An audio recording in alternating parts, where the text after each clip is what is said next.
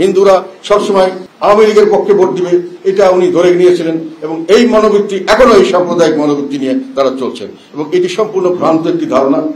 আমি যতটুকু দেখেছি হিন্দুদের মধ্যে সকলেই আওয়ামী লীগ করতে চান না।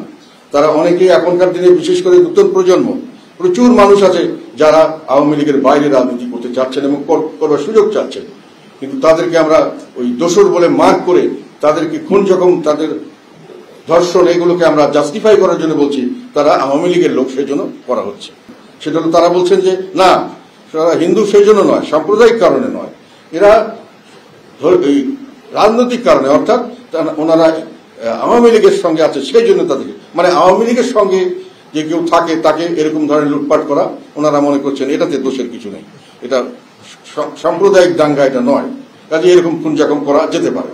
এখানে আমি একটা কথা আমার মনে হয়েছে, আমরা পাকিস্তান আমল থেকে এখন বয়স অনেক হল, তখন ইস্ট পাকিস্তানের যে কয়েকজন বড় জাদরেল নেতা ছিলেন, সাম্প্রদায়িক একটি দলের একজন শীর্ষ নেতা, আমাদের পূর্ব পাকিস্তানের তৎকালীন সময় খুব নাম করা নেতা ছিলেন চট্টগ্রামে, ওনাকে আমরা শুনতাম এবং এটা নিয়ে আমাদেরকে হাসাহাসি করতো।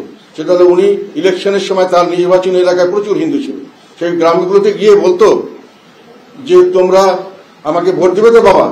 সবাই বলতো হ্যাঁ দিব, অনেকে সিনসিয়ারলি বলতো, হয়তো দিতে চায় অনেক কারণে, বলতো তাহলে তোমরা ভোট সেন্টারে যাও না, তাহলে আমি ভোট পেয়ে গেছি। অর্থাৎ হলো হিন্দুরা সবসময় আওয়ামী লীগের পক্ষে ভোট দিবে, এটা উনি ধরে নিয়েছিলেন এবং এই মনোবৃত্তি এখনো এই সাম্প্রদায়িক মনোবৃত্তি নিয়ে তারা চলছেন এবং এটি সম্পূর্ণ ভ্রান্ত একটি ধারণা। আমি যতটুকু দেখেছি হিন্দুদের মধ্যে সকলেই আওয়ামী লীগ করতে চান না। তারা অনেকেই এখনকার দিনে বিশেষ করে নতুন প্রজন্ম প্রচুর মানুষ আছে যারা আওয়ামী লীগের বাইরে রাজনীতি করতে চাচ্ছেন এবং করবার সুযোগ চাচ্ছেন, কিন্তু তাদেরকে আমরা ওই দোষর বলে মার্ক করে তাদেরকে খুন জখম তাদের ধর্ষণ এগুলোকে আমরা জাস্টিফাই করার জন্য বলছি তারা আওয়ামী লীগের লোক সেই জন্য করা হচ্ছে। ওয়ালটন এখন দেশের সীমানা পেরিয়ে পৌঁছে গিয়েছে 50টিরও বেশি দেশে। ওয়ালটন, ঘরে ঘরে বিশ্বজুড়ে।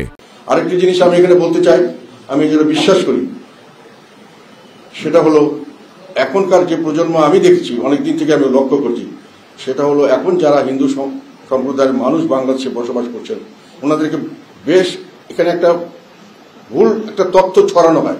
ছড়ানো হলো কি তারা হলো ভারতের দালাল অথবা ভারতের পক্ষে কাজ করে, কিন্তু আমি যেটা দেখেছি আমার নিজের বাস্তব অভিজ্ঞতা থেকে বলছি যে বর্তমান হিন্দু সমাজ যারা এখানে বসবাস করছেন তারা অনেক বেশি দেশপ্রেমী, তারা বাংলাদেশকে নিজের দেশ মনে করে, এটা আমি গ্যারান্টি দিয়ে বলতে পারি, এবং তারা বাংলাদেশকে ধরে থাকতে চায়।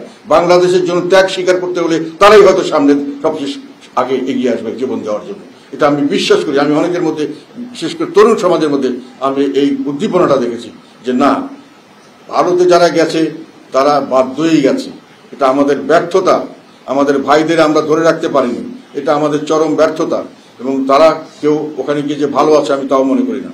এখন এখানে যারা আছেন তাদেরকে যদি আমরা সম্মান দিয়ে রাখতে পারি, তারা আমাদের ভাই, তারা দেশপ্রেমিক এবং তারা আমাদের সঙ্গে থাকবেন, তারা আমাদের হয়ে যে কোনো ধরনের সংগ্রামে তারা আমাদের সঙ্গে ছিলেন এবং সঙ্গে থাকবেন, এটা আমাদেরকে বিশ্বাস রাখতে হবে। তো এখন আমাদের সমাজটা যেভাবে এগিয়ে যাচ্ছে এটাতে আমি মনে করি বর্তমান সরকার যেটা করছেন এটা কোনো ক্রমেই গ্রহণযোগ্য নয়।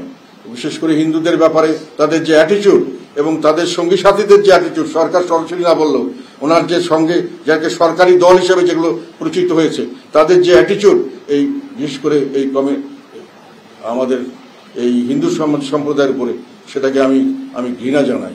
তাদের যে অত্যাচার করছে তার তীব্র প্রতিবাদ জানাই, এবং এর যে কোনো ধরনের জন্য যে কোনো ধরনের কাজ করতে হলে আমরা তার জন্য প্রস্তুত আছি। আমি সবসময় চেয়েছিলাম এবং এখনো আমি বলছি, ট্রাস্ট করা কি ফাউন্ডেশন করা এটা বড় কথা নয়, আমার মনে এইটুকু থাকতে হবে যে আমি সবাইকে সমানভাবে দেখব। কোনো দেশে, কোনো সভ্য দেশে কোনো মাইনরিটি মেজরিটি কোনো কথা থাকে না, সকলকে সমান চোখে দেখা হয়, চাকরি বাকরি ব্যবসা বাণিজ্য সব ক্ষেত্রে। আমাদের এখানে এই বৈষম্য সৃষ্টি করা হচ্ছে এবং এখন এটাকে আরো বেশি করে বিভিন্নভাবে আমাদের কাছে প্রকট হয়ে দেখা দিয়েছে। এর বিরুদ্ধে আমাদের অবস্থান সবসময় থাকবে, ভোটের জন্য নয়। তবে আমি মনে করি আপনাদেরকে ঐক্যবদ্ধ হতে হবে, দাবি করে আদায় করতে হবে বাংলাদেশ আপনার দেশ, এই বাংলাদেশের আপনার বাবা দাদা এখানে আছে, এখানে আপনাদের সম্মান, এখানকার মানুষ আপনাদের অন্তরে ধারণ, এখানকার সব মাটি মানুষ বাতাস সকলে আপনাদের অন্তরে ধারণ করেন আপনারা। কাজেই আপনারা কেন আপনারা এই দেশের এই দাবি ছেড়ে দেবেন?